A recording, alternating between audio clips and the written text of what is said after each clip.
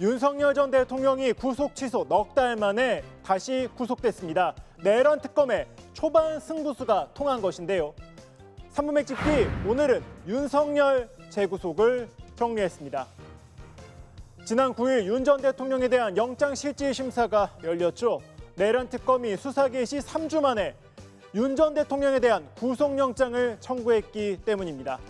오후 2시쯤 시작한 구속심사는 오후 9시까지 이어질 정도로 치열했습니다. 특검과 윤 전 대통령 측은 150페이지가 넘는 PPT를 준비해 법원 설득에 총력전을 펼쳤는데요. 특검은 증거인멸의 우려를 강조했고 윤 전 대통령 측은 무리한 수사라고 맞섰습니다. 윤 전 대통령은 신문을 마친 뒤 구치소로 이동해 결과를 기다렸습니다. 법원 밖을 나서는 윤 전 대통령을 향해 질문이 쏟아졌는데 이 윤 전 대통령은 한 손을 주머니에 넣은 채 입을 굳게 닫았습니다. 두 번째 구속심사 받으셨는데 심경 어떠신가요? 오늘 직접 말씀하셨나요? 소명은 직접 하셨나요? 이후 법원의 판단은 신문 종료 5시간 만인 새벽 2시쯤 나왔습니다. 법원은 증거를 인멸할 염려가 있다며 영장 발부 결정을 내렸습니다.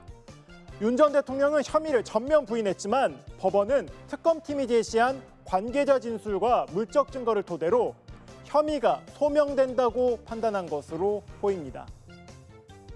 서울구치소에서 법원의 판단을 기다린 윤 전 대통령은 밖으로 나오지 못했습니다.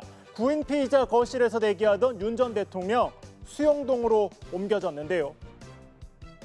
윤 전 대통령은 입소 절차를 마친 뒤 이 2평대의 독방에 수용된 것으로 전해졌습니다. 윤 전 대통령이 머문 독방에는 TV와 침구류, 관물대, 싱크대 등이 있는 것으로 알려졌는데요.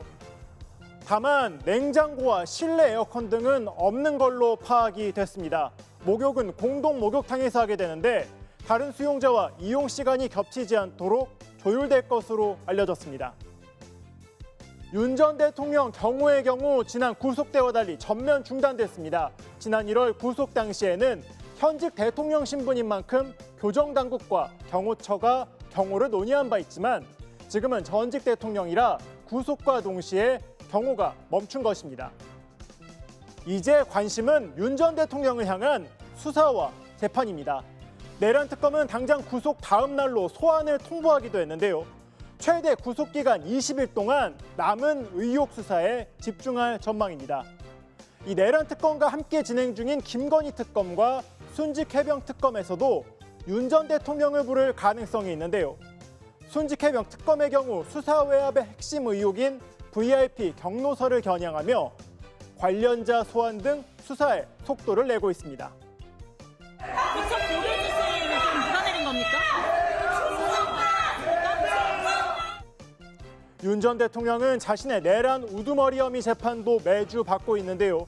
이 구속 상태인 만큼 이 재판에도 영향을 줄 것이란 관측이 나옵니다. 지금까지 3분 맥집기였습니다.